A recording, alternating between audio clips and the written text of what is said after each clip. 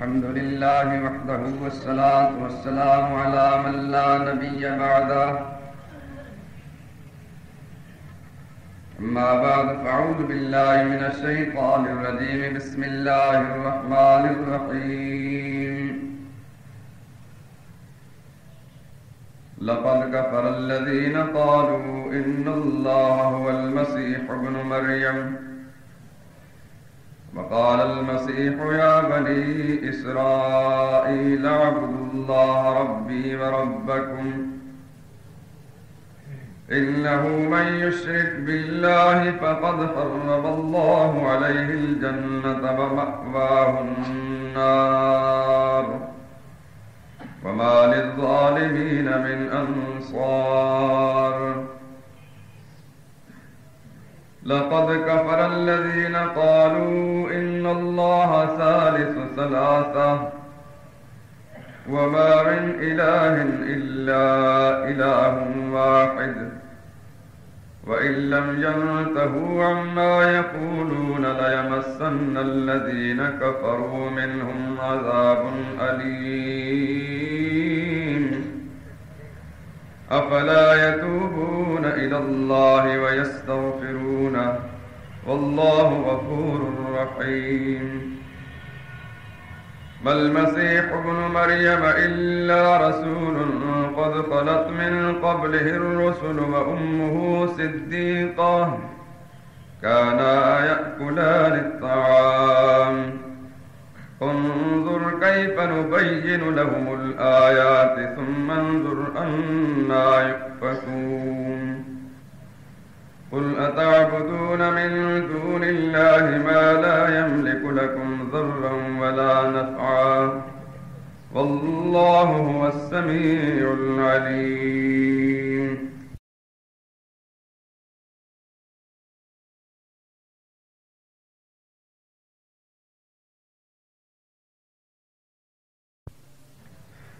بلا شبہ وہ لوگ کافر ہیں جو کہتے ہیں مریم کے بیٹے عیسیٰ خدا ہیں، حالانکہ عیسیٰ علیہ السلام کہا کرتے تھے اے بنی اسرائیل اللہ ہی کی بندگی کرو جو میرا بھی پروردگار ہے اور تمہارا بھی، اور جان لو کہ جو شخص اللہ کے ساتھ شرک کرے گا اللہ اس پر بہشت کو ہمیشہ کے لیے حرام کر دے گا اور اس کا ٹھکانہ دوزخ ہے اور ظالموں کا کوئی مددگار نہیں۔ اور وہ لوگ بھی کافر ہیں جو اس بات کے قائل ہیں کہ اللہ تین میں سے تیسرا ہے، حالانکہ اس معبود یکتا کے سوا کوئی بندگی کے لائق نہیں۔ اگر یہ لوگ ایسے عقائد سے باہر نہیں آئیں گے تو ان میں سے جو کافر ہوئے ہیں وہ تکلیف دینے والے عذاب پائیں گے۔ یہ لوگ کیوں اللہ کے آگے توبہ نہیں کرتے اور اس سے گناہوں کی معافی نہیں مانگتے، حالانکہ اللہ تو بخشنے والا مہربان ہے۔ مسیح ابن مریم تو صرف اللہ کے پیغمبر تھے، ان سے پہلے بھی بہت سے رسول گزر چکے ہیں، اور ان کی والدہ مریم خدا کی ولیہ اور سچی فرمانبردار تھیں، دونوں انسان تھے اور کھانا کھایا کرتے تھے۔ دیکھو ہم ان لوگوں کے لیے اپنی آیتیں کس طرح کھول کھول کر بیان کرتے ہیں، پھر یہ بھی دیکھو کہ یہ کدھر الٹے چلے جا رہے ہیں۔ میرے پیغمبر کہہ دیجئے کہ تم اللہ کے سوا ایسی چیزوں کی کیوں پرستش کرتے ہو جن کو تمہارے نفع اور نقصان کا کچھ بھی اختیار نہیں، اور اللہ تو سب کچھ سننے والا جاننے والا ہے۔ سبحان ربک رب العزت عما یصفون وسلام علی المرسلین والحمد للہ رب العالمین۔ بزرگان محترم، برادران عزیز، سورہ مائدہ کے 10ویں رکوع کی چند آیات کریمہ اس وقت تلاوت کی ہیں۔ آپ حضرات جانتے ہیں کہ پچھلے کافی عرصے سے ایک مضمون سلسلہ وار چلا رہا ہے۔ اس دوران جس قدر بھی گفتگو ہوئی اس ساری کا حاصل یہی تھا کہ دین اسلام میں سب سے زیادہ اہمیت خدا کی توحید کے عقیدے کی ہے، اور ساری اسلام کی عمارت اسی عقیدہ توحید پر قائم ہے۔ اگر بنیاد مضبوط ہو تو عمارت بھی مضبوط سمجھی جاتی ہے، بنیاد کمزور ہو تو عمارت کی کوئی حقیقت نہیں سمجھ جاتی۔ لیکن ہمیشہ سے یہ قانون چلا آ رہا ہے کہ ہر چیز اپنی ضد سے پہچانی جاتی ہے۔ رات کی تاریکی دن کے اجالے سے، دن کی روشنی رات کے اندھیرے سے، صحت کی قدر و قیمت بیماری میں مبتلا ہونے سے، اور دین اسلام کی قدر و قیمت کفر اور شرک کے اندھیرے دیکھنے سے معلوم ہوتی ہے۔ غرض یہ کہ ہر چیز اپنی ضد سے پہچانی جاتی ہے۔ عربی کا ایک محاورہ ہے، تعرف الاشیاء باضدادها، چیزیں اپنے ضد سے پہچانی جاتی ہیں۔ عقیدہ توحید کی اہمیت اپنی جگہ مسلم، لیکن ایک شخص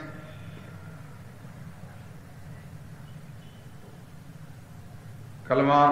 پڑھتا ہے، زبان سے بدستور کہتا ہے کہ اللہ واحد لا شریک ہے، وہی سب کچھ کرنے والا ہے، وہی نفع اور نقصان کا مالک ہے، عزت اور ذلت اسی کے اختیار میں ہے، روزی دینے والا، بیماری لانے والا، شفا دینے والا وہی ہے۔ زبان سے تو اس بات کا اس نے اقرار و اعتراف کر لیا، اور ظاہر ہے کہ کلمہ پڑھنے کے اندر ہی یہ ساری چیزیں جو ہیں گویا آ جاتی ہیں۔ جو شخص کلمہ پڑھتا ہے تو گویا وہ زبان سے یہ اقرار کر رہا ہے کہ میں ان ساری چیزوں کو مانتا ہوں، لیکن کلمہ پڑھنے کے باوجود یا ان چیزوں کے اظہار اور اقرار کے باوجود اس کے اندر شرک پایا جاتا ہے، خواہ وہ عقیدے میں ہو یا عمل میں ہو، تو اس کا کلمہ پڑھنا بیکار ہے، اور یہ ساری چیزیں جو ہیں ان کی کوئی حقیقت بھی نہیں۔ اس واسطے جب تک کہ یہ خوفناک صورتحال جس سے سارا دین اور سارا اسلام بے بنیاد ہو جاتا ہے، اس سے آگاہی حاصل نہ کر لی جائے، اس وقت تک عقیدہ توحید اپنی جگہ اہمیت رکھنے کے باوجود بھی یہ یقینی بات نہیں کہ لوگوں کے اندر آیا ہے کہ نہیں۔ اس واسطے تصویر کا دوسرا رخ، اس کا دیکھنا اور اس کا پہچاننا بھی ازحد ضروری ہے۔ اس سے پہلے جتنی بھی گفتگو ہوئی وہ اس کے مثبت پہلو پر ہوئی تھی، اس کا جو منفی پہلو ہے اس پر گفتگو نہیں ہو سکی۔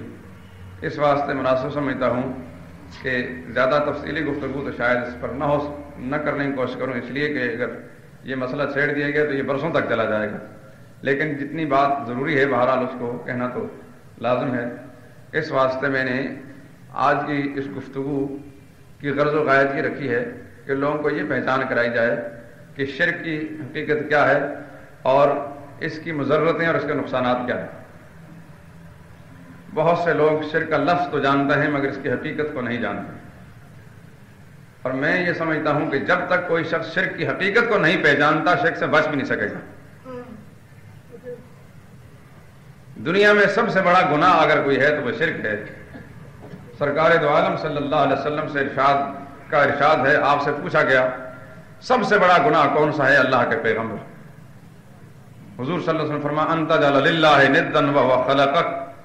سب سے بڑا گناہ یہ ہے کہ خدا کا تم شریک ٹھہراؤ جبکہ خدا نے تم کو پیدا کیا۔ آج سے 700-800 سال پہلے عالم اسلام کے ایک بہت بڑے مفکر اور محدث اور جامع صفات حامل ایک عالم گزرے ہیں، علامہ ذہبی، جو بڑے نقاد دنیا کے اندر مشہور ہوئے ہیں۔ ان کی کتابیں عالم اسلام میں ہر زمانے میں لوگ ان سے استفادہ کرتے رہے، خصوصاً حدیث کے معاملے میں۔ حدیث کے ایک ایک راوی پر انہوں نے بحث کی ہے اور پوری طرح یہ بتایا ہے کہ کون سا راوی سچا تھا اور کون سا جھوٹا تھا۔ اور اس کے سچے اور جھوٹے ہونے کے بارے میں اتنی انہوں نے چھان بین کی کہ اس کی پیدائش سے لے کر موت تک زندگی کے ہر دور کو سامنے رکھ کر اس پر بحث کی ہے کہ بچپن اس شخص کا کیسا گزرا، اس کی جوانی کیسی گزری، جوانی کے اندر اس نے علم کس سے حاصل کیا، اس کے استاد کیسے لوگ تھے، اس کا اپنا کردار کیا رہا، جوانی میں اس کا حافظہ کیسا تھا، اس کے معاملات زندگی کے کیسے تھے، بڑھاپے میں اگر گیا تو بڑھاپے میں اس کے حافظے کی حالت کیا تھی، کہیں نسیان تو طاری نہیں ہو گیا، دماغ تو خراب نہیں ہو گیا تھا، جھوٹ تو نہیں بولا کرتا تھا، وغیرہ ذالک کا اول سے لے کر آخر تک کسی حدیث کے اندر فرض کرو نبی پاک صلی اللہ علیہ وسلم سے لے کر بعد کے لوگوں تک 6-7 واسطے ہیں، یعنی صحابہ کے جو شاگرد ہیں نقل کرنے والے حدیثوں کو، محدثین تک 5-6-7 واسطوں تک درمیان میں جتنے راوی بھی آئیں گے، کیونکہ 6 آدمیوں کے حالات بچپن سے لے کر ان کی زندگی کے آخری دور تک اس کی چھان بین کرنا یہ اتنا مشکل کام ہے کہ شاید اس سے زیادہ مشکل کام کوئی نہ ہو، لیکن یہ سب اللہ کے بندے زندگیاں اس پر کھپاتے رہے اور ایک ایک راوی کی شخصیت پر اور اس کے سیرت و کردار پر پورا تبصرہ کرنے کے بعد انہیں بڑی بڑی کتابیں لکھی، اور بعد میں آنے والے لوگ خصوصاً اس زمانے کے ان کے لیے یہ بڑی آسانیاں پیدا ہو گئی ہیں کہ کسی بھی حدیث کو جب دیکھیں گے کہ اس کی روایت کرنے والے راوی کون ہیں، اور جب ان کے حالات پڑھیں گے تو پھر خود بخود پتہ چلا جائے گا یہ صحیح حدیث ہے یا غیر صحیح۔ علامہ ذہبی رحمہ اللہ نے ایک کتاب لکھی ہے کتاب الکبائر۔ کبائر کا معنی ہے کہ بڑے بڑے کبیرہ گناہ کون سے ہیں، اچھی خاصی کتاب ہے، 200-250 صفحے کی، پوری فہرست انہوں نے لکھ دی ہے کبائر کی، اور اس سلسلے میں قرآن و سنت سے جو روشنی پڑتی ہے وہ بھی پوری تفصیلات درج کر دی ہیں۔ انہوں نے کتاب الکبائر کے اندر سب پہلے نمبر پر سب سے بڑا گناہ، اکبر الکبائر، کبیرہ گناہ میں سے سب سے بڑا گناہ درج کیا ہے الاشراک باللہ، اللہ کے ساتھ شریک ٹھہرانا، اور سب سے بڑی نیکی، حسنات جتنی بھی نیکی انسان کر سکتے ہیں سب سے بڑی نیکی ہے لا الہ الا اللہ محمد رسول اللہ، یعنی اس کا عقیدہ ہے۔ تو دونوں چیزیں آپس میں گویا کہ ضد سے پہچانی گئی کہ توحید سب سے بڑی نیکی ہے، اور ظاہر ہے کہ اس توحید کے برعکس اس کی ضد جو چیز بھی ہوگی وہ سب سے بڑا گناہ ہوگا، وہ الاشراک باللہ، خدا کے ساتھ شریک ٹھہرانا۔ نبی کریم علیہ الصلوۃ والتسلیم کے ارشاد سے بھی آپ پر یہ بات واضح ہو گئی، اور علماء امت کی تصریحات سے بھی یہ بات کھل کر آ گئی، اور خود قرآن کریم اس معاملے میں اس قدر روشنی ڈالتا ہے کہ ہمیں دوسری کسی چیز کی ضرورت باقی نہیں رہتی۔ ابھی ان آیات کریمہ میں آپ پڑھ چکے ہیں انہ من یشرک باللہ فقد حرم اللہ علیہ الجنہ، یقین جانو کہ جس نے خدا کے ساتھ کسی چیز کو شریک ٹھہرایا اس پر اللہ نے ہمیشہ کے لیے جنت حرام کر دی۔ ہمیں قرآن اور سنت کا مطالعہ کرنے پر کسی دوسرے گناہ کے بارے میں یہ تصریح نہیں ملتی کہ ایسے گناہ کے مرتکب پر اللہ نے ہمیشہ کے لیے جنت کے دروازے بند کر رکھے ہوں، سوائے اس ایک گناہ کا، وہ شرک والا گناہ ہے کہ جس پر قطعی فیصلہ کر دیا اللہ پاک نے کہ جنت کے دروازے اس پر بند۔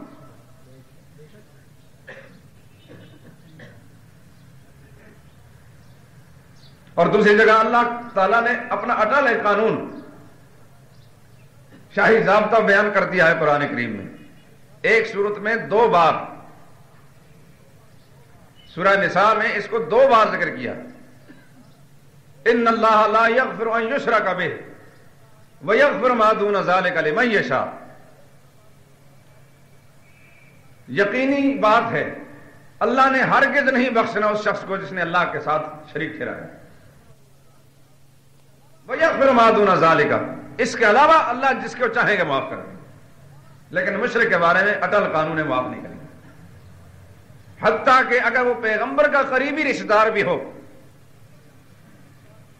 وقت کے پیغمبر کا عظیم شان نبی کا قریبی رشتہ دار بھی ہو، اس کے بارے میں خدا کا یہی قانون۔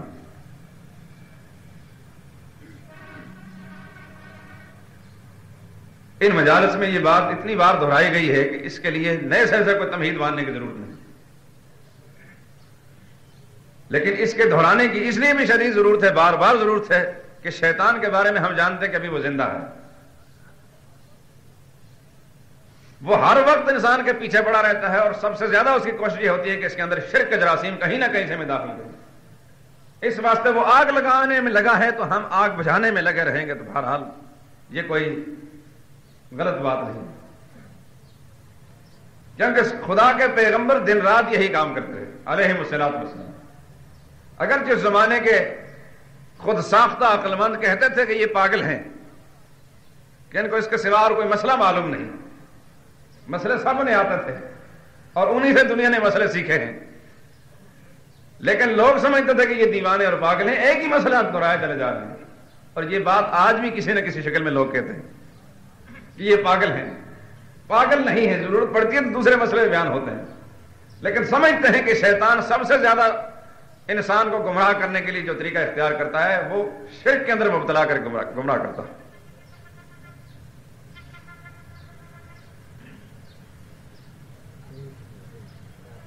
قرآن کریم میں سورہ انعام میں جن صورتوں کا میں حوالہ پیش کیا کروں، آپ حضرات میں خدمت سے یہ گزارش ہے کہ اپنی جگہ آپ ان کو پڑھ کر دیکھ بھی لیا کریں۔ سورہ انعام میں اللہ کریم نے 18 نبیوں کے نام لیے ایک ہی جگہ میں۔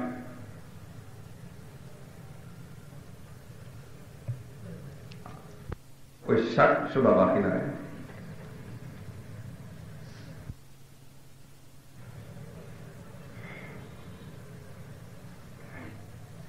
وَتِلْكَ حُجَّتُنَا آتَيْنَاهَا إِبْرَاهِيمَ عَلَىٰ قَوْمِهِ، یہ وہ عقلی دلائل تھے جو ابراہیم کو ہم نے نصیب کیے تھے قوم کے مقابلے میں۔ نرفع درجات من نشاء، ہم جس کے درجے بلند کرنا چاہیں بلند کر دیتے ہیں۔ ان ربک حکیم علیم، یقیناً تمہارا پروردگار بڑا دانا اور خبردار ہے۔ ابراہیم علیہ السلام سے بات کو شروع کیا۔ وَوَهَبْنَا لَهُ إِسْحَاقَ وَيَعْقُوبَ،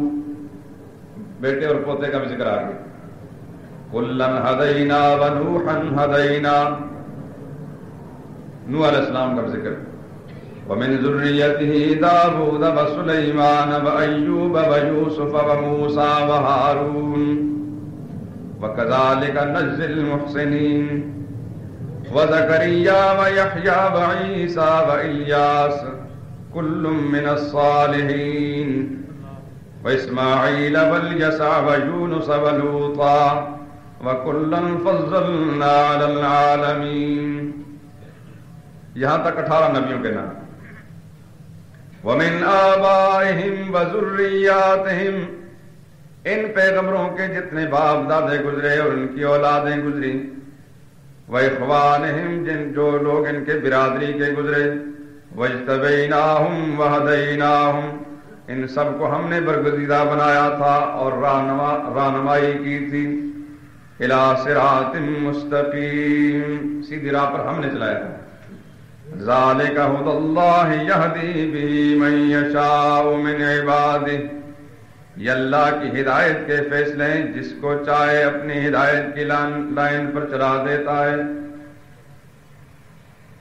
آخر میں جو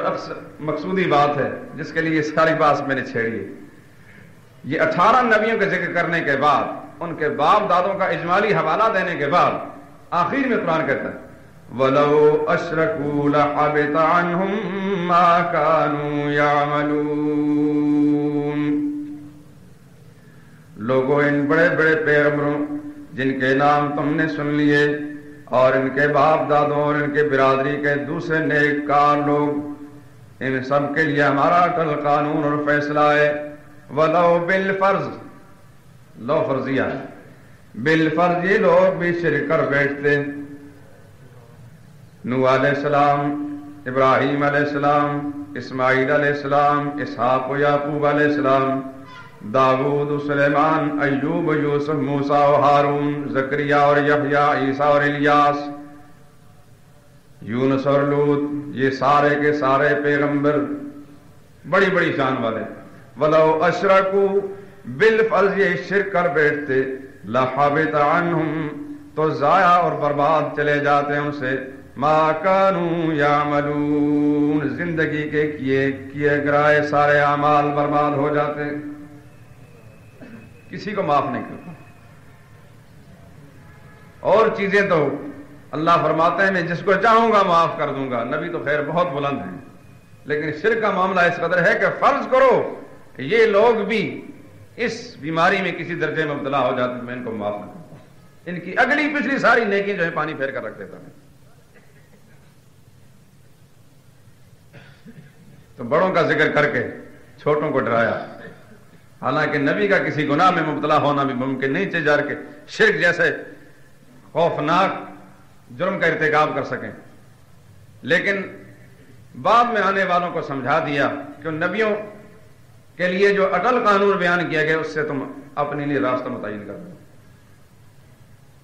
اگر ان کے لیے معافی کی گنجائش نہیں تو پھر دوسرا دنیا میں کوئی ایسا نہیں ہے کہ جن کے لیے کوئی استثنائی شکل نکل سکے۔ ممکن ہے آپ حضرات اس چیز کے منتظر ہوں، یہ تو پہلے پیغمبروں کے حالات ہیں، سابقہ نبیوں کا قصہ ہے، ہمارے نبی کا قانون ہم اس کے لیے تو یہ قانون نہیں ہے صلی اللہ علیہ وسلم۔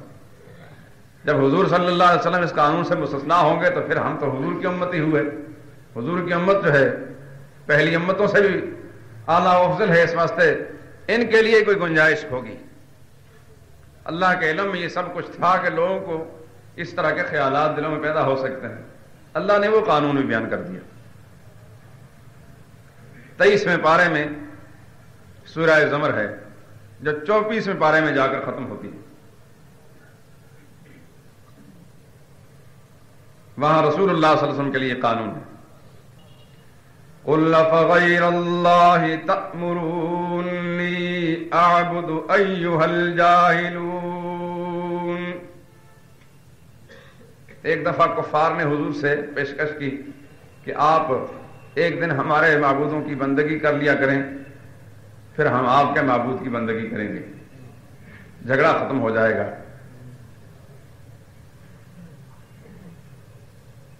گویا رسول اللہ صلی اللہ علیہ وسلم سے مطالبہ کیا کہ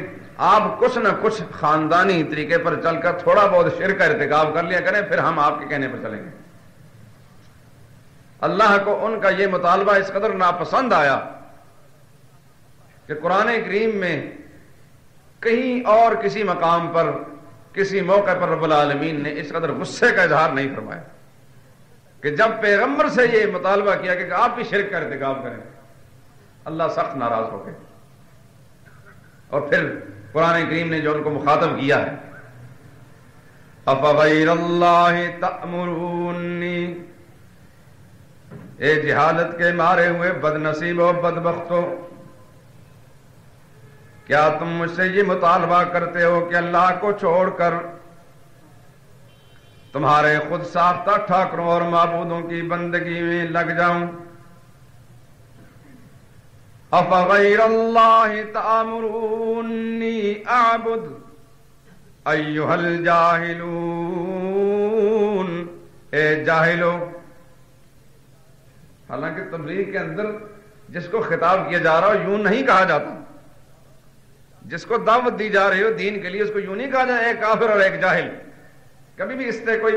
سیدھے راستے پر آنے والا نہیں ہوتا۔ لیکن جب پیغمبر سے شرک کا مطالبہ کیا تو رب العالمین نے پھر پرواہ نہیں کی اس بات کی کہ یہ مانتے ہیں کہ نہیں مانتے، جائیں جہنم کے اندر۔ ایھا الجاہلون، اے جاہلو، پیغمبر سے یہ تم مطالبہ کرتے ہو کہ پیغمبر شرک کا ارتکاب کرنے لگتے ہیں۔ وَلَقَدْ أُوحِيَ إِلَيْكَ وَإِلَى الَّذِينَ مِن قَبْلِكَ، حالانکہ آپ پر بھی یہ وحی آ چکی اور آپ سے پہلوں پر بھی یہ وحی آ چکی ہے، لَإِنْ أَشْرَكْتَ لَيَحْبَطَنَّ عَمَلُكَ، بالفرض آپ نے بھی شرک کر لیا تو آپ کے اعمال برباد چلے جائیں گے، وَلَتَكُونَنَّ مِنَ الْخَاسِرِينَ، اور آپ بھی یقیناً نقصان اٹھانے والوں میں شامل ہو جائیں گے۔ 18 نبیوں کے نام لے کر بھی یہی فیصلہ سنا دیا، اور محمد رسول اللہ صلی اللہ علیہ وسلم کو علیحدہ آپ کا ذکر کرنے کے بعد بھی فیصلہ سنا دیا، لَإِنْ أَشْرَكْتَ لَيَحْبَطَنَّ عَمَلُكَ۔ تو پھر تو میرا خیال یہ ہے کہ دنیا میں کسی بھی ہوش مند انسان کے لیے جو اس بات کو سمجھ سکتا ہے گنجائش باقی نہیں رہی۔ اگر یہ معاملہ اتنا خطرناک ہے کہ پیغمبر کے اعمال کو بھی برباد کر سکتا ہے بالفرض، اس طرح کی کوئی غلطی ہو جائے تو پھر تو ہمیں دن رات صبح شام اسی فکر میں لگ جانا چاہیے کہ کہیں ہمارے قول میں، ہمارے فعل میں، ہمارے عقیدے میں کہیں شرک آ گیا تو اگلے پچھلے جو اعمال سارے کے سارے برباد ہو جائیں گے، کیے کرائے پر پانی پھر جائے گا۔ لیکن واقعہ یہ ہے کہ اس زمانے کے اندر شرک اتنا زیادہ ہے کہ اگر تقابل کر کے دیکھیں آج سے 1500 سال پہلے، اس سے پچھلے دور کی طرف جانے کی ضرورت نہیں، اس دور کی طرف جائیں جس دور میں محمد رسول اللہ صلی اللہ علیہ وسلم گزرے اور جن لوگوں کے ساتھ رسول اللہ صلی اللہ علیہ وسلم کو براہ راست واسطہ پڑا، اگر ان حالات کے ساتھ آج کے حالات کا تقابل کر کے دیکھیں تو ہمیں نسبتاً آج کے زمانے میں شرک زیادہ دکھائی دیتا ہے۔ گول مول باتیں کرنے کا میں عادی نہیں ہوں اور اس کو نفاق اور منافقت کی بدترین قسم سمجھتا ہوں۔ منافق کے بارے میں رب العالمین نے فرمایا ہے کہ اس کو جہنم کے سب کے نچلے درجے میں پھینکوں گا، اور یہ کوئی استثناء نہیں بیان فرمائی کہ پبلک کا کوئی آدمی منافق ہو یا مولوی میں سے کوئی منافق ہو جائے، دونوں کے لیے خدا کا ٹھل قانون یہی ہے۔ جرم اور گناہ جس نوع کا ہوگا، جو آدمی اس کا مرتکب ہوگا، سب کے لیے قانون ایک ہی ہے۔ اور میں سمجھتا شاید مولوی کے لیے زیادہ ہو کہ جانتا ہے، جان بوجھ کر گول مول باتیں کرے گا اور صرف اس خیال سے کہ لوگ جو ہیں ملے جلے رہے، کسی کی پیشانی پر شکن نہ پڑے اور کسی کے عقیدے کو ٹھیس نہ لگے، تو بڑا ظالم ہے اور وہ دشمن ہے عوام کو۔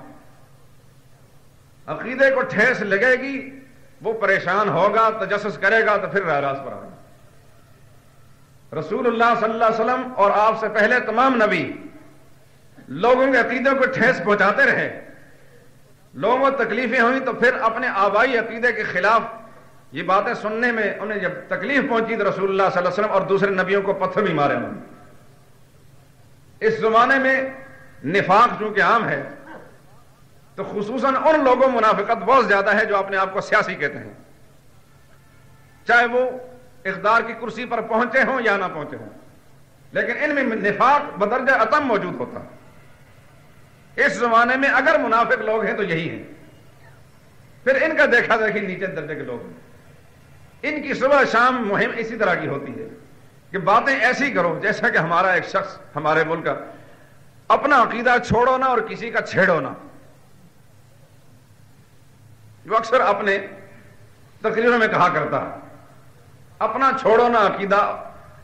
اس کا معنی یہ کہ نبی اپنی جگہ بیٹھ جاتے صلی اللہ علیہ وسلم اور تسبیح لے کر حق ہو کے نعرے لگاتے رہتے، مکہ کے بازاروں کے اندر ان کو پتھر بھی نہ پڑتے اور گلے میں رسیاں ڈال کر کھینچنے والا نہ ہوتا اور طائف کے بازاروں میں لہو لہان نہ ہوتا اور نہ مکہ سے کوئی دھکے دے کر نکالنے والا ہوتا، نہ حضرت بلال کے ساتھ اور نہ دوسرے لوگوں کے ساتھ یہ مظالم کیے جاتے ہیں۔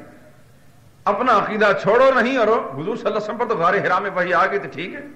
حضور صلی اللہ علیہ وسلم وہاں بیٹھے رہتے، اپنے گھر میں آ کر عبادت کرو بھائی۔ ابو جہل اپنے حال میں، موسیٰ بدین خود و عیسیٰ بدین خود۔ یہ ہے نفاق۔ اس قسم کی پالیسی جس شخص کی بھی ہوگی، وہ پبلک کا ہے وہ بھی منافق ہے، مولوی ہے وہ منافق ہے، اور حکمران ہے تو وہ بھی منافق ہے۔ نبیوں کی یہ پالیسی نہیں رہی۔ نبی کا موقف یہ رہا ہے کچھ حق ہیں کچھ باطل ہیں، حق کو حق ظاہر کرو اور باطل کو باطل لوگوں کے سامنے پیش کرو، تاکہ باطل ہونا معلوم ہوگا تو پھر لوگ باطل سے اعراض کر کے روگردانی اختیار کر کے حق کی طرف سے آئیں۔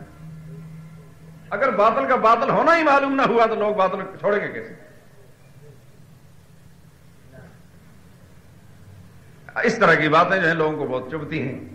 بڑی تکلیف محسوس ہوتی ہے کہ یہ شرپسند مولوی ہے۔ اگر کوئی آدمی شرپسند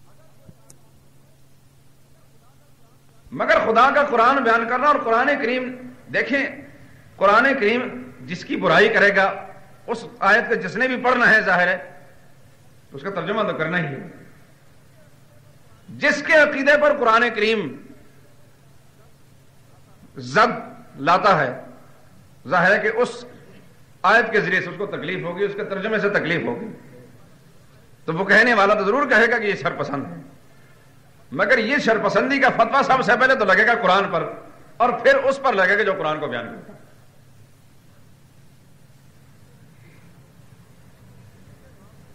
دین کے معاملے میں منافقت اور دوغلا پالیسی اختیار کرنے کو امن پسندی کہتے ہیں۔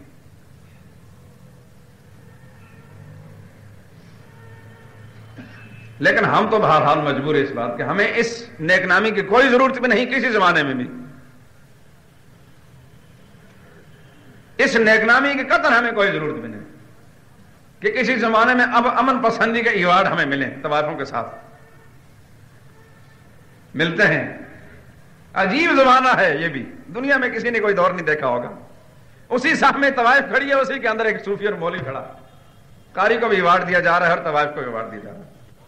میں کہتا ہوں پھٹکار ہے ان لوگوں پر جو اس پلیز محفل کے اندر جا کر ایوارڈ لیتے ہیں ذلیل لوگوں سے۔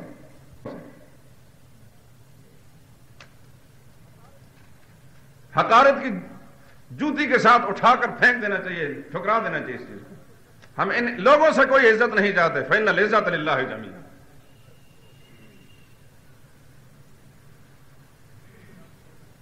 یہ بھی راضی ہو جائیں، وہ بھی راضی ہو جائیں، مختلف طبقات کو خوش کیا جاتا ہے، فلاں طبقہ سے بھی، فلاں طبقہ سے، فلاں طبقہ سے۔ اس سے بڑی منافقت دنیا میں کسی نے نہیں دیکھی۔ بات ہے صاف، اس زمانے میں شرک منظم طریقے سے سرکاری سرپرستی میں، حکومتی اداروں میں، بلکہ وزارتوں کے ماتحت شرک کو پروان چڑھایا جا رہا۔ پہلے انفرادی اعمال تھے شرک کے، لیکن اس زمانے میں سرکاری سرپرستی میں شرک کروایا جاتا ہے۔ شرک کی وزارتیں موجود ہیں، نام وزارت شرکیہ نہیں ہے، اس کا وزارت حج و اوقاف ہوگا یا کوئی اور نام ہوگا، وزارت مذہبی امور ہوگا،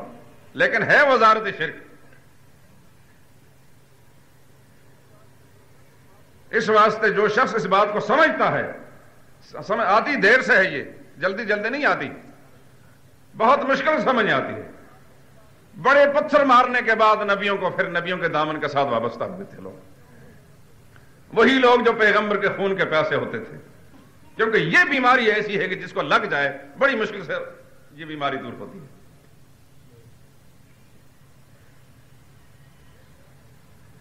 ایک شخص جو گھر سے رسول اللہ صلی اللہ علیہ وسلم کو قتل کرنے کے لیے نکلا تھا صلی اللہ علیہ وسلم، اور اس سے پہلے کی زندگی اس کی جو کہا کرتا تھا کہ میں اپنی زندگی کا واحد مقصد یہ سمجھتا تھا کہ محمد کو میں قتل کر دوں علیہ الصلوۃ والسلام۔ لیکن ایک وقت ایسا آیا کہ جب اسے بات سمجھ میں آئی تو پھر وہ کہتا تھا کہ اس کائنات میں آسمان کے نیچے اور زمین کے اوپر محمد رسول اللہ سے زیادہ محبوب شخصیت میرے نزدیک کوئی بھی نہیں۔ دنیا جانتی ہے اس کو، لوگ عمر کے نام سے جانتے ہیں، فاروق اعظم رضی اللہ تعالیٰ عنہ۔ یہ وہی تلوار لے کر رسول اللہ صلی اللہ علیہ وسلم کو قتل کرنے کے لیے گھر سے نکلتا ہے، اور یہ وہی تلوار لے کر مسجد نبی کے دروازے پر اس دن کھڑا ہو گیا جس دن رسول اللہ صلی اللہ علیہ وسلم کی وفات ہوئی تھی، اور کہنے لگا کہ کوئی شخص اگر یہ کہے کہ محمد صلی اللہ علیہ وسلم کی وفات ہوگی میں اسے گردن اڑا کر رکھ دوں گا۔ میں یہ سننا نہیں چاہتا کہ رسول اللہ ہم سے جدا ہو گئے۔ وارفتگی کی یہ کیفیت تھی اس زمانے میں، محبت کا یہ عالم تھا۔ بڑی دیر سے یہ بات سمجھ میں آتی ہے دوستوں۔ ہمارے شیخ فرمایا کرتے تھے، اللہ ان کی ہڈی ہڈی جنت میں فرمایا، کہ یہ مسئلہ میٹھا اس قدر ہے، مسئلہ توحید میٹھا اس قدر ہے کہ اگر کسی کو سمجھ میں آ جائے تو جسم کے ٹکڑے کرانا منظور کر لیتا ہے، انسان مسئلے کو نہیں چھوڑتا۔ اگر اس کی نظیر دیکھنی ہو تو 1400 برس پیچھے چلے جائیں، حضرت عمار کو دیکھیں اور حضرت سمیہ کو دیکھیں رضی اللہ تعالیٰ عنہ۔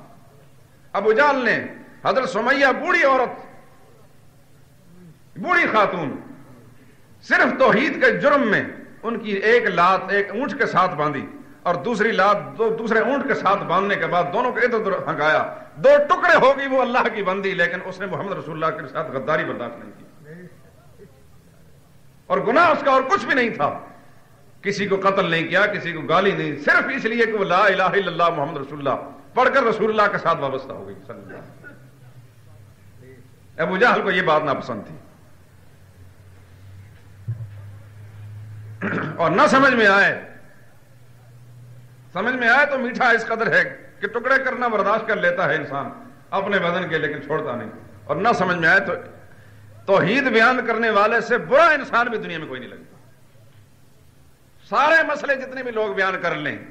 صرف مسئلہ ہے توحید کو چھوڑ کر سارے مسائل بیان کرنے والا دنیا میں کسی کو برا نہیں لگتا. کسی نہ کسی درجے میں لوگ مان لیں گے، ہم نوا بن جائیں گے. یہی وجہ ہے کہ میں اگر کہوں ہمارے ساتھ آ کے ملو خدا کی توحید کو پھیلانے کے لیے، کوئی آنے کے لیے تیار نہیں. الا ماشاء اللہ، بڑی دیر کے بعد سمجھ میں آئے گی تو پھر کمر بستہ ہو گئے، کیونکہ بدنامیاں سے نہیں پڑتی. جناب ہمارے لاہور شہر میں کئی نوجوان علماء کو میں نے کہا کہ آؤ اس مشن کے لیے کام کریں. اس معاشرے میں آگ لگی ہوئی ہے گمراہی کی، خصوصاً شرک اور بدعت کی. کہتے ہیں ٹھیک ہے ہم مانتے تو ہیں مگر آپ کے ساتھ مل کر چلنے کے لیے اس لیے تیار نہیں کہ بدنامی سے نہیں پڑتی. مذہبی حلقوں کے اندر پھر بدنامی آتی ہے اور ہمیں یہ گوارا نہیں، پھر کٹ کر رہنا پڑتا ہے. میرے دوست اور بزرگوں، آپ حضرات بھی یہ بات سنیں، لیکن میں اگر آپ سے یہ مطالبہ کروں کہ کون ہے خدا کا بندہ جو اپنی بساط کی حد تک خدا کی توحید کی سربلندی کے لیے ساری زندگی کام کرتا رہے گا، تو میں یہ سمجھتا ہوں شاید جواب نفی میں ہوگا. بڑا مشکل کام ہے. پھر بہت کچھ سوچنا پڑتا ہے. جس محلے میں ہم رہتے ہیں، آخر محلے کے اندر کوئی نہ کوئی ہماری سماجی حیثیت ہے، وہاں بھی پھر لوگوں کے ساتھ میل جول ختم ہو جائے گا. پھر ہم کو رسومات کے خلاف کام کرنا پڑے گا،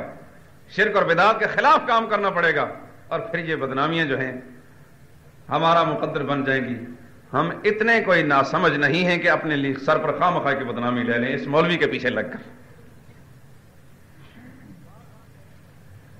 بہرحال میرے دوست اور بزرگوں، آئے گی سمجھ انشاءاللہ، جلدی یا دیر آئے گی. بہرحال سمجھے اگر زندگی نے وفا کی تو سمجھ میں آئے گی، تو پھر انسان سمجھتا ہے کہ ساری دنیا کی بدنامیاں مجھے گوارا ہیں، ایک اللہ سے نیک نامی حاصل کروں گا.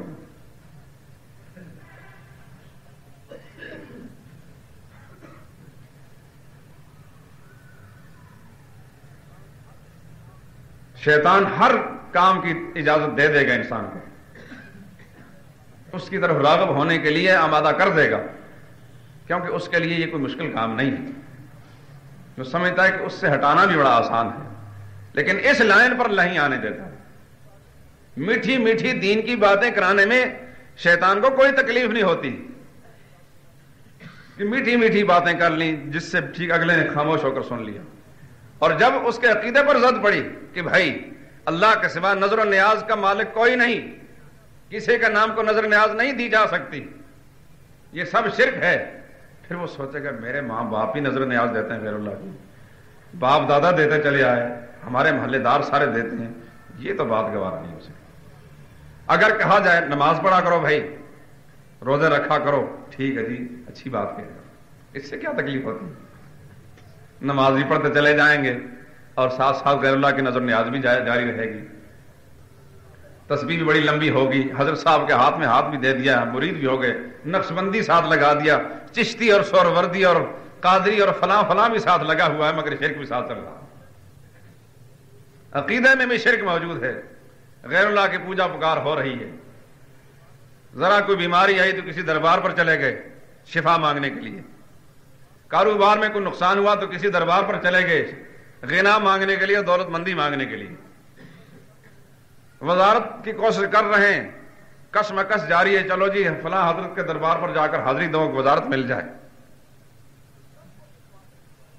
یہ سب کچھ اس معاشرے میں جاری ساری ہے. یہ آسان باتیں ہیں. توحید پر آنا، شرک کا چھوڑنا، شرکیہ رسومات کو چھوڑنا، خاندانی باطل عقائد اور نظریات کا ترک کرنا، یہ بڑی مشکل سی بات ہے. شیطان ہرگز یہی چھوڑتا ہے انسانوں کی طرف کہ باپ دادا کے جو پیچھے سے نظریے اور عقیدے چلے آ رہے ہیں اس کو میں ترک کروں. قرآن اسی کی بنیاد پر پیشے چلا رہا ہے. یہ خاندانی روایات کوئی شے نہیں ہے، یہ باپ دادے کا عقیدہ کوئی شے نہیں ہے. وہی چیز ہے اگر باپ دادے قرآن و سنت کے عقیدے پر زندگی گزار گئے پھر تو خوش نصیبی کی بات ہے، ورنہ اس کے سوا سب باطل ہے. موسیٰ علیہ السلام نے جب فرعون کے سامنے دین کی بات رکھی تو فرعون نے جھٹ سے یہ سوال کیا، فما بال القرون الاولی، اچھا تمہاری باتوں سے یہ محسوس ہوتا ہے کہ پھر ہمیں اپنے خاندانی عقیدے چھوڑنے پڑیں گے، باپ دادے کا نظریہ ترک کرنا پڑے گا۔ تو ترک کرنے کا معنی تو یہ ہوا کہ یہ بات ٹھیک ہے اور وہ غلط ہے، اگر وہ غلط تھی تو پھر اس عقیدے پر وہ مر گئے تو پھر ان کا کیا انجام ہے؟ فما بال القرون الاولی، ان کا کیا انجام ہے؟ فرعون نے یہ پہلو اس لیے اختیار کیا کہ موسیٰ علیہ السلام اس کے جواب میں یوں کہیں گے کہ وہ سارے کے سارے کفر پر مر گئے، تو جب موسیٰ نے یوں کہا تو پھر میں ڈنڈورا پیٹوں گا، دیکھو جی دیکھو تمہارے باپ دادے کو کہا کہ کفر پر مر گئے، تو اس طریقے سے میرا مقصد حاصل ہو جائے گا اور موسیٰ کی بات ناکام ہو جائے گی۔ مگر موسیٰ علیہ السلام بھی خدا کے نبی تھے علیہ الصلوۃ والسلام۔ موسیٰ علیہ السلام نے ایک جملہ فرمایا، علمھا عند ربی، مجھ سے اور تم سے خدا پاک نے یہ نہیں پوچھنا کہ تمہارے باپ کا عقیدہ کیا تھا، تو دادے کا عقیدہ تھا، اور جو مر گئے پہلے ان کے عقیدے کیسے تھے۔ علمھا عند ربی، ان کا معاملہ خدا کے پاس ہے، ہم نے اپنے اعمال کے بارے میں خدا کے ہاں جواب دہ ہونا ہے، اس واسطے اس وقت کی بات کرو، پہلوں کی بات نہیں کرتے۔ اب بھی شیطان یہ کہے گا، فوراً یہ کہے گا، کچھ شیطان صفت لوگ ورگ لائیں گے کہ جناب فلاں یوں اس عقیدے پر گزر گئے۔ بھائی معیار حق قرآن ہے، محمد رسول اللہ صلی اللہ علیہ وسلم کی سنت اور حدیث ہے۔ حق کا معیار کوئی مولوی نہیں، حق کا معیار کوئی پیر نہیں، کوئی باپ نہیں، کوئی دادا نہیں، کسی علاقے کی کوئی رسمیں نہیں، کوئی رواج نہیں ہے۔ حق کا معیار یہ ہے، ہر شخص کے احوال کو، ہر شخص کے اقوال کو قرآن کریم کے معیار پر لا کر پرکھو، اگر قرآن کے مطابق ہے تو سر آنکھوں پر، نہیں تو اس کو دیوار پر مارو۔ اس کے پھینک دینے سے ہمارے ایمان میں کوئی نقصان نہیں ہوگا، خدا کے ہاں نجات میں کوئی فرق نہیں پڑے گا۔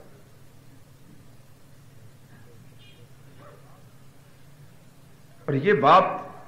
مشکل ہے، مجھے شکوہ رہتا ہے بہت سے ان بڑے بڑے جبہ و دستار والے لوگوں پر جو بڑی بڑی جامع مساجد کے اندر بیٹھے ہیں، مگر میٹھی میٹھی باتیں بیان کریں گے کہ ہزاروں کا مجمع جو ہے میٹھی سی باتیں سن کر چلا جاتا ہے، لیکن جب دیکھو تو ان کے عقیدے کے اندر وہی ذوق پایا جاتا ہے، وہی رسومات، وہی رواجات، کچھ ہندوؤں کی ہیں، کچھ سکھوں کی ہیں، کچھ یہودیوں کے ہیں، کچھ عیسائیوں کی ہیں، نام سارے مسلمانوں کے ہیں۔ قرآن کے معیار کے مطابق ان کے اعمال کو دیکھیں، وہ نہیں اترتے، کہنے کو سارے کے سارے مسلمان ہیں۔ دوسرے لوگوں پر تو ہمیں گلہ نہیں، مگر جو لوگ اپنے آپ کو دیوبندی کہتے ہیں، جو حق کا معیار ہوا کرتا تھا، اس بر صغیر میں انگریز ملعون کے آنے کے بعد حق کے علمبردار علماء تھے، ہر زمانے میں اہل باطل سے ٹکر لیتے رہے، کہ اب آ کر جو ان کے وارث اور جانشین مساجد پر قابض ہوئے ہیں، اللہ کی پناہ، انہوں نے بھی وہی طریقہ اختیار شروع کر رکھا جو دوسرے لوگوں کا ہے، کہ ہماری ہر دل عزیزی میں کوئی فرق نہ پڑے، ہمیں سلام کرنے والا ہر ایک ہو، ہم پر انگلی اٹھانے والا کوئی نہ ہو۔ بڑے بڑے مدرسے بھی موجود ہیں، بڑی بڑی مسجدیں موجود ہیں، ہزاروں کے مجمع وہاں موجود ہوتے ہیں، لیکن برس ہاں برس گزرنے کے باوجود کسی کا عقیدہ ٹھیک نہیں ہوتا۔ میرے دوستو، میں نے تو اپنے رب سے ایک عہد کیا، خدا اس پر قائم رکھے اور اسی پر ہمارا خاتمہ کرے۔ پرواہ کسی کی نہیں کرنی کہ خوش کون ہوتا ہے اور ناخوش کون، اپنا فرض اللہ کی جوابدہی کے احساس کے ساتھ مسلمانوں کا ایک حق اپنے ذمے سمجھتا ہوں کہ کلمہ حق ان کو سنانا ہے، قرآن کے مطابق بات ان کے سامنے رکھنی ہے۔ ماننا نہ ماننا اس خوش نصیب کا انسان ہے کہ جس نے مان کر اپنی عاقبت کا سامان بنا دیا، نہیں مانے گا تو میرا نقصان کوئی نہیں ہوگا، لیکن میں نے بہرحال کسی انسان کو خوش کرنے کے لیے قرآن اور حدیث کے اندر جو ہے کوئی خیانت نہیں کرنی۔ کوئی شخص مجھ سے یہ امید نہ رکھے کہ ہمارے مطلب کی باتیں کریں، مطلب کی بات کسی کی نہیں ہوگی، اسی کے ہوگی جو دین پر چلنا چاہتا ہے۔ ظاہر ہے کہ جس نے دین پر چلنا اپنا منصب اور نصب العین بنا لیا، اس کے مطلب کی باتیں نکلیں گی، اور جو دین پر نہیں چلنا چاہتا اس کے مطلب بہرحال کے یہاں سنیں گے۔ آج تو میں نے تمہیدی طور پر کچھ باتیں عرض کر دی ہیں، انشاءاللہ تفصیلات آئندہ عرض کروں گا۔